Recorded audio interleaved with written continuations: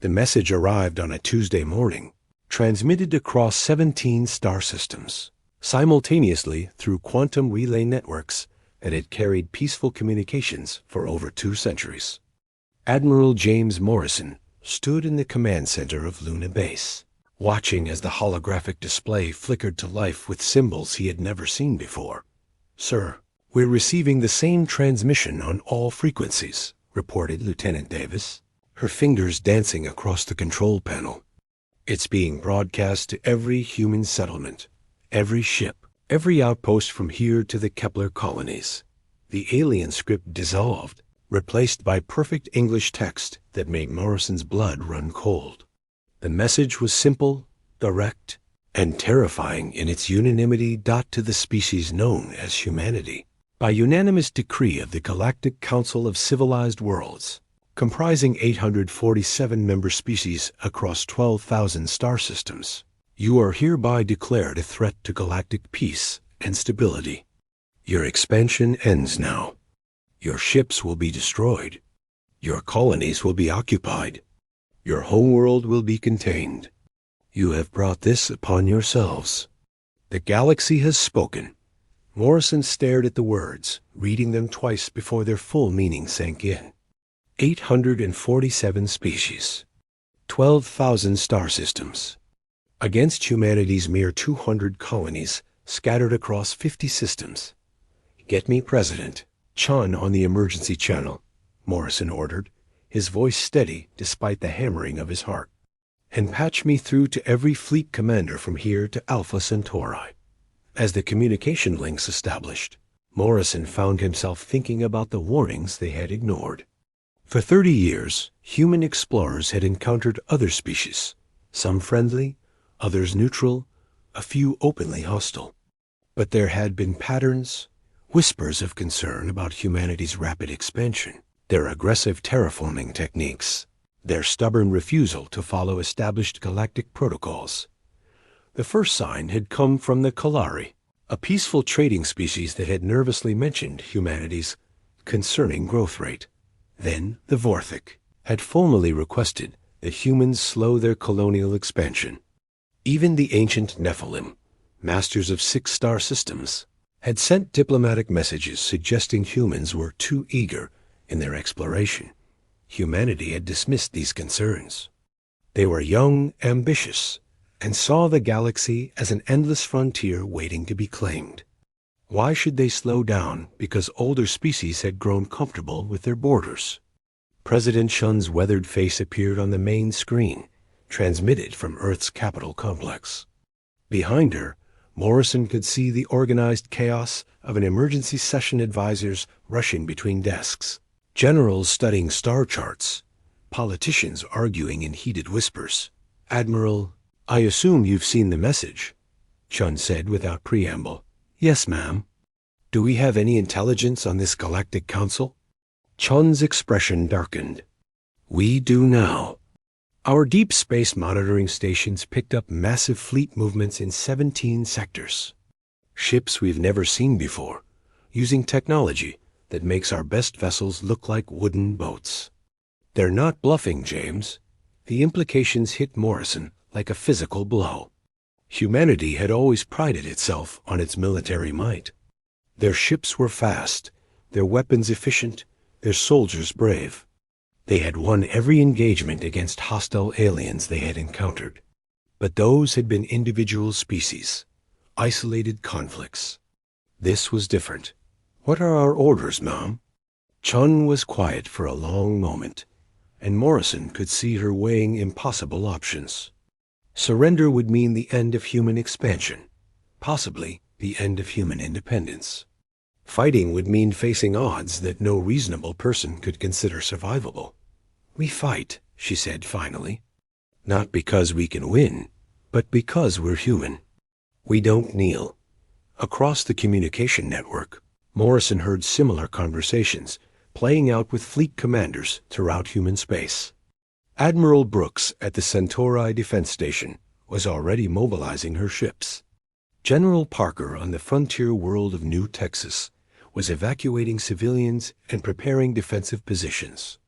Captain Williams, commanding humanity's newest exploration vessel, was turning back from the galactic rim to join the defense dot as the connections ended an emergency. Protocols activated across human space. Morrison found himself looking out at the stars visible through Luna Base's main viewport. Somewhere out there, an armada beyond human comprehension was moving toward them.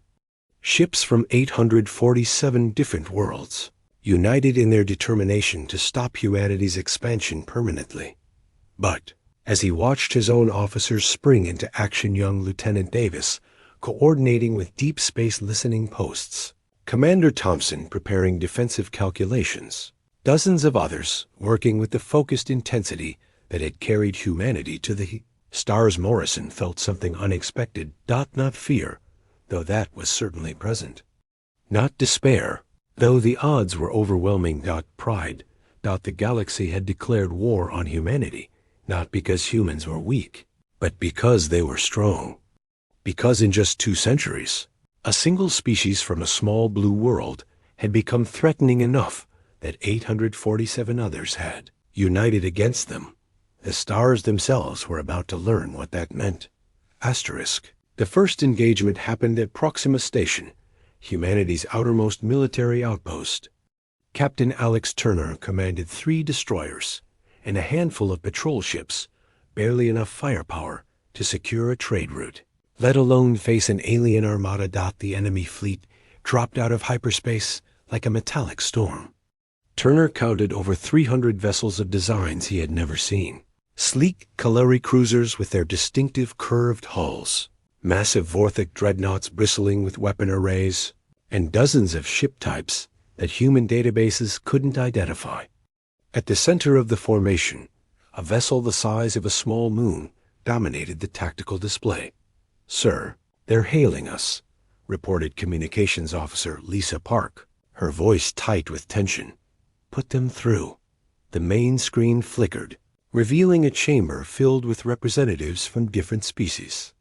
A tall, blue-skinned humanoid with 4 arms stepped forward, clearly Kalari, based on intelligence reports. When it spoke, its words came through the universal translator in clipped, formal tones.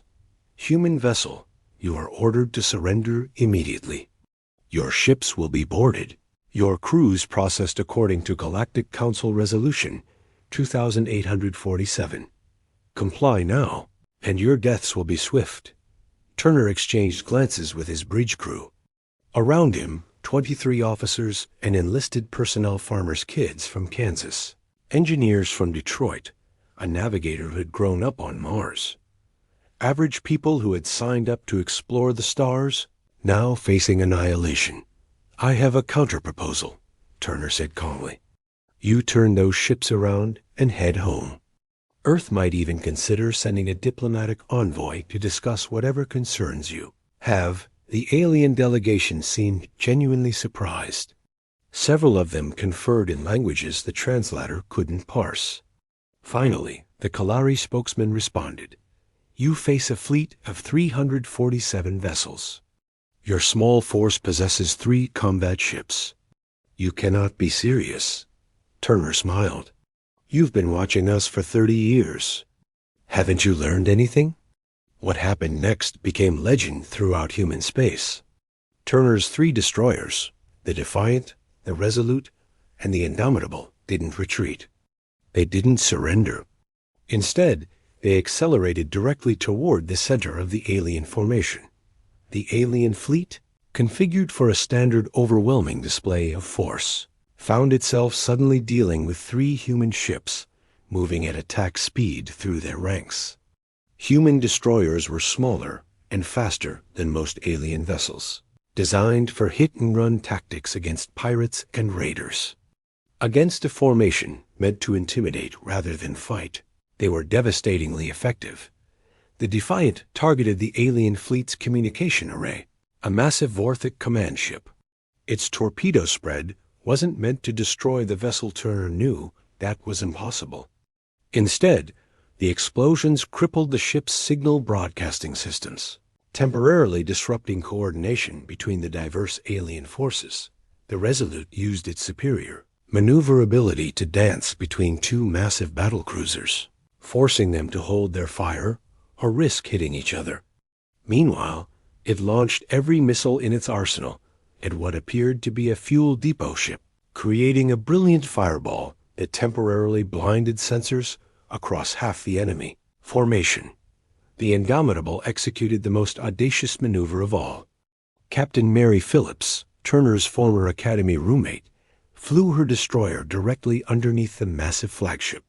The alien vessel's weapons couldn't depress enough to target her, while her ship's guns raked the flagship's belly armor, searching for weak points. For 17 minutes, 3 human destroyers turned a planned intimidation display into chaos. They didn't win, it was never the goal. But they proved something that sent shockwaves through the galactic fleet. Humans didn't surrender. Even when facing impossible odds, even when logic dictated immediate capitulation, humans attacked. Not recklessly, but with precise tactical brilliance that turned their enemies' expectations against them. The engagement ended when Nazi's overwhelming firepower finally disabled all 3 human ships. Turner found himself in the alien flagship's holding cell, along with most of his surviving crew. The blue-skinned Kalari admiral, who had delivered the surrender demand, stood outside the energy barrier, studying them with obvious confusion. In the 6 months since humanity's refusal to surrender, the human doctrine had evolved into something that terrified galactic military commanders. Human ships no longer fought for territory or strategic positions. Instead, they had become nomadic hunters, living off captured alien supplies and using the galaxy's own infrastructure against its owners. Captain Riley Thompson exemplified this new breed of human warrior. Her destroyer, the Phoenix, hadn't docked at a human station in 4 months. Instead, her crew survived by raiding alien supply depots, capturing enemy vessels for parts, and using abandoned mining stations as temporary bases. Her ship bore scars from dozens of engagements, patched with armor plating from 7 different alien species. Target acquired, reported her tactical officer, Lieutenant Park, as they drifted silently near a Kalari trade route. Supply convoy, 4 freighters with minimal escort. Thompson studied the enemy formation. Standard galactic protocol called for surrender demands, formal challenges, rules of engagement that had governed civilized warfare for millennia. The Phoenix had left civilization behind, all weapons free. Hit them hard and fast. The attack lasted 8 minutes. Thompson's crew disabled the escort vessels, captured 2 freighters full of military supplies, and destroyed the others to prevent their cargo from reaching alien fleets. Before enemy reinforcements could arrive, the Phoenix vanished into a nearby nebula, leaving only wreckage and panicked distress calls. Similar scenes played out across 17 star systems. Human ships had become ghosts in the machine of galactic civilization, striking without warning and disappearing into the vast emptiness between stars. They followed no established patterns, recognized no safe zones, and acknowledged no rules beyond survival and inflicting maximum damage. The psychological impact was devastating. Alien crew morale plummeted as routine supply runs became dangerous missions into hostile territory. Fleet commanders found themselves dedicating increasing resources to escort duty instead of offensive operations. Trade between allied species slowed to a crawl as merchant vessels refused to travel without military protection. In the council chamber, the cracks in the alliance were becoming visible. The Nephilim representative, ancient and normally patient, spoke with barely controlled anger. Our analysis indicates the humans cannot sustain these tactics indefinitely. Their industrial capacity is limited, their numbers finite. We simply must maintain pressure until their resources are exhausted. But other species were beginning to question the cost. The Xelan Commerce Guild had lost 17% of its merchant fleet. The peaceful Dingari Collective had seen their humanitarian supply missions repeatedly attacked by desperate human raiders. Even the mighty Vorthic Empire was diverting ships from other conflicts to deal with what they had expected to be a minor pacification effort. Admiral Korth, now commanding the combined 7th Fleet after his original forces had been reduced to 60% strength, sent a classified report that would change everything. The humans have adapted beyond our strategic models. They no longer fight as a civilization defending territory, but as individual predators, treating all of space as hunting grounds. Each engagement teaches them more about our tactics, our weaknesses, our supply patterns. Meanwhile, we learn nothing new about them because they refuse to engage in predictable fashion. Recommendation: consider negotiated settlement. The humans cannot win this war in conventional terms, but they can make victory so costly that it becomes meaningless. The report reached the Council just as news arrived of humanity's most audacious action yet. A human strike force had penetrated deep into Kalari space and destroyed a major shipyard facility. The attack had been surgically precise, targeting only military construction while leaving civilian areas untouched. But the message was clear. Nowhere was safe. Admiral Vex addressed the increasingly fractured Council with barely concealed desperation. They are forcing us to garrison every system, escort every convoy, protect every facility. Our military strength is being dispersed across thousands of light years. This is precisely what they intended. The insectoid hive mind representative chittered anxiously. Perhaps termination protocols should be reconsidered. These humans displayed dangerous adaptability, but it was Ambassador Thane who voiced what many were thinking. We assumed they would fight like a civilized species. Instead, they fight like humans. And we are discovering that we do not know what that means. Outside the council chamber, in the darkness between stars, human ships continued their relentless campaign. They were outnumbered, outgunned, and cut off from home, but they were still fighting. And with each passing day, the galaxy was learning that humanity's greatest strength wasn't their technology or their courage. It was their absolute refusal to accept defeat on anyone else's terms. Asterisk. The message that changed everything came from the most unexpected source, Earth itself.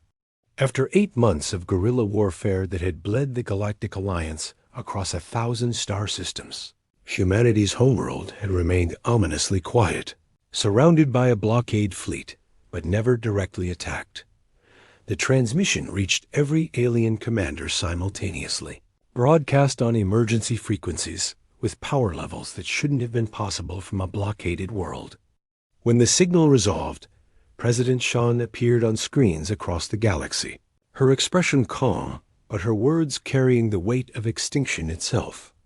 To the Galactic Council and all allied species, you have spent 8 months learning what human military forces can accomplish when scattered across the stars. Today, you will learn what happens when 3 billion humans work together with a single purpose. Admiral Vex, commanding the Earth blockade from his flagship, felt ice form in his veins as sensor readings began flooding his tactical displays. Energy signatures were spiking across Earth's surface, not from weapons, but from massive industrial complexes that had been hidden beneath seemingly civilian infrastructure. Impossible, whispered his science officer. Sir, they're reading power outputs equivalent to stellar engineering projects. How did they conceal this from our surveillance? The answer came as Earth's moon split open, not destroyed open. Like a flower blooming in space, Luna's surface retracted in precisely engineered sections, revealing the largest construction project in human history. A space station the size of Manhattan hung in the moon's hollow core, bristling with technologies that made alien sensors scream warnings across their fleets. But that was just the beginning. Mars followed suit, its polar ice caps sliding away to reveal massive launch complexes. The asteroid belt, which had seemed randomly scattered, suddenly aligned into geometric patterns as camouflaged human installations revealed themselves. What the aliens had assumed was humanity's modest solar system industrial Base was actually a carefully orchestrated deception spanning 3 centuries of secret development. General Hayes stood in the command center buried 5 kilometers beneath Earth's crust, watching displays that showed the culmination of humanity's greatest gamble. While alien attention focused on human colonial expansion, Earth's population had worked in absolute secrecy to transform their entire solar system into something unprecedented in galactic history. Phase 1 complete. Sir, reported Colonel Martinez. All concealment systems offline. Full industrial capacity revealed. Phase 2 authorized, Hayes replied quietly. Across the galaxy, human ships that had been fighting desperate guerrilla campaigns suddenly received new orders and impossible supply drops. Captain Thompson's Phoenix, limping through space on salvaged alien parts, found herself intercepted by a stealth vessel that emerged from quantum fold space carrying fresh ammunition, replacement crew members, and technology upgrades that turned her destroyer into something far more dangerous. Similar scenes played out in 17 star systems.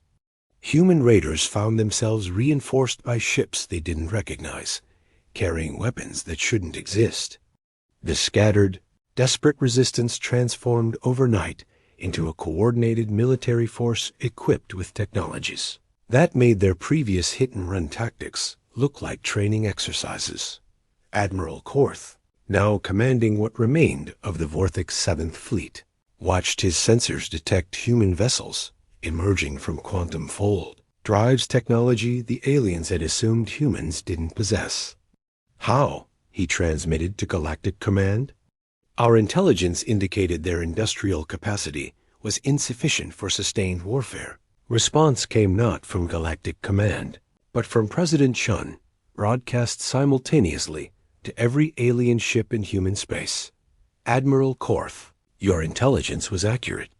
Our colonial industrial capacity was insufficient for sustained warfare. But you made a critical error in your assessment.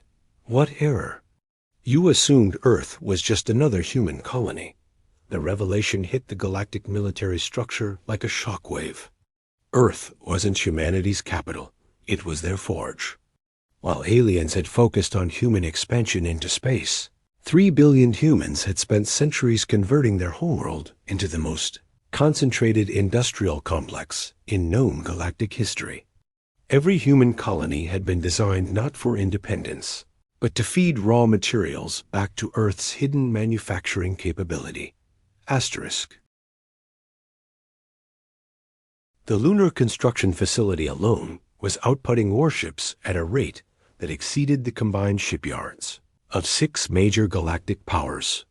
The Mars complexes were producing ammunition and supplies faster than human fleets could consume them. And the asteroid belt installations were launching swarms of automated vessels that transformed space itself into humanity's weapon. But the final shock came when Earth's real purpose was revealed. The planet's entire mantle had been converted into a massive computational matrix, making Earth itself the largest artificial intelligence ever constructed. Not conscious in any sense aliens understood, but capable of coordinating human military efforts across the galaxy with precision that made their previous guerrilla tactics look random. Admiral Vex, watching his blockade fleet suddenly surrounded by human vessels that had appeared from nowhere, received a personal communication from President Chun. Admiral, you have 30 seconds to begin withdrawing your forces from the Sol system. After that, you will discover what humanity has learned from 8 months of studying your tactics. The ultimatum wasn't bluster. Vex's tactical computers showed impossible numbers. Thousands of human vessels emerging from concealment, weapon signatures beyond anything in galactic databases, and coordination patterns that suggested his entire fleet was already targeted by systems he couldn't even detect. For the first time in galactic history, a species that had been declared extinct was dictating terms to its would-be conquerors. All ships. Vex transmitted to his fleet, his voice hollow with the weight of absolute defeat. Begin immediate withdrawal from Sol system. As alien forces retreated from humanity's homeworld, President Chun's final message echoed across the galaxy. The Council declared war on humanity because we expanded too quickly. Today, you learn why we were in such a hurry to leave home. The galaxy had attacked humanity's children scattered among the stars. They had awakened humanity's mother, and the stars themselves trembled at what they had unleashed. Asterisk.